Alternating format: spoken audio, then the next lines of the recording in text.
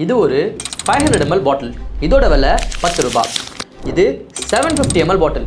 இதோட விலையும் 10 ரூபாய். இந்தியாவில் இருக்க 99% ஆஃப் வாட்டர் கம்பெனிஸ் 500 ml பாட்டிலை 10 ரூபாய்க்கு சேல் பண்றப்போ இந்த ஒரு கம்பெனியால மட்டும் எப்படி 750 ml பாட்டிலை 10 ரூபாய்க்கு விற்க முடியுது அப்படின்னு யோசிச்சீங்கன்னா இது இண்டிபெண்டன்ஸ் வாட்டர். இந்த கம்பெனியை ஓன் பண்றது நம்ம அம்பானி சார், அதாவது ரிலையன்ஸ் இண்டஸ்ட்ரீஸ். எப்படி இவங்களால மட்டும் இந்த ஒரு பிரைஸ்க்கு இந்த பாட்டிலை விற்க முடியுது அப்படின்னு பாத்தீங்கன்னா ரிலையன்ஸ் டிஸ்ட்ரிபியூஷன் நெட்வொர்க் ஆல்ரெடி இந்தியாவில் பயங்கர பெருசு. ஸோ இவங்களுக்கு டிஸ்ட்ரிபியூஷன் காஸ்ட் ரொம்பவே கம்மி அண்ட் மார்க்கெட்டிங்க்கு அவங்க பெருசா ஸ்பெண்ட் பண்ண வேண்டிய தேவையே கிடையாது. அண்ட் ப்ரொடக்ஷன் டிமாண்டை கவர் பண்ண அசாம்ல மட்டும் 200 கோடி இன்வெஸ்ட் பண்ணி ஒரு வாட்டர் பிளான்ட்டே வச்சிருக்காங்க.